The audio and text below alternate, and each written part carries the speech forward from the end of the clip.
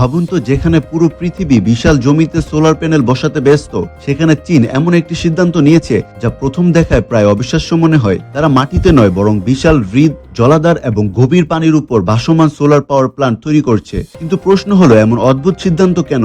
এর পেছনে রয়েছে এক বড় বাস্তবতা। দ্রুত শিল্পায়ন ও জনসংখ্যা বৃদ্ধির কারণে চীনে বিদ্যুতের চাহিদা প্রতিনিয়তই বেড়ে চলেছে। অন্যদিকে নতুন বিদ্যুৎ কেন্দ্র বা বিশাল সোলার ফার্ম তৈরির জন্য পর্যাপ্ত খালি জমি পাওয়া ক্রমেই কঠিন হয়ে উঠছে। তাই এই সমস্যা সমাধানে চীনের প্রকৌশলীরা নিয়ে এসেছেন ফ্লোটিং সোলার টেকনোলজি। এই প্রযুক্তিতে হাজার হাজার সৌর প্যানেল বিশেষ ভাসমান প্ল্যাটফর্মের উপর স্থাপন করা হয়। এরপর শক্তিশালী অ্যাঙ্কর ও তারের মাধ্যমে পুরো কাঠামোকে পানির তলদেশের সঙ্গে এমনভাবে বেঁধে রাখা হয় যাতে ঝড়ো বাতাস বা ঢেউয়ের মধ্যেও প্যানেলগুলো স্থির থাকে। দূর থেকে এই বিশাল ভাসমান সোলার প্ল্যান্ট দেখলে অনেকটা ভবিষ্যতের কোনো বিজ্ঞান কল্পকাহিনী শহরের মতো লাগে। তবে শুধু জায়গা বাঁচানোর জন্যই নয়, এর আরেকটি বড় সুবিধাও রয়েছে। সাধারণত অতিরিক্ত গরম হলে সৌর প্যানেলের কার্যক্ষমতা কিছুটা কমে যায়, কিন্তু পানির উপর স্থাপন করা হলে চারপাশে ঠান্ডা পরিবেশ প্যানেলগুলোকে স্বাভাবিক তাপমাত্রায় রাখতে সাহায্য করে। ফলে এগুলো আরো দক্ষতার সঙ্গে সূর্যের আলো থেকে বিদ্যুৎ উৎপাদন করতে পারে। এর পাশাপাশি পানির উপর ছায়া পড়ায় বাষ্পীভবনও কিছুটা কমে, যা জলাধারের পানি সংরক্ষণেও সহায়ক হতে পারে।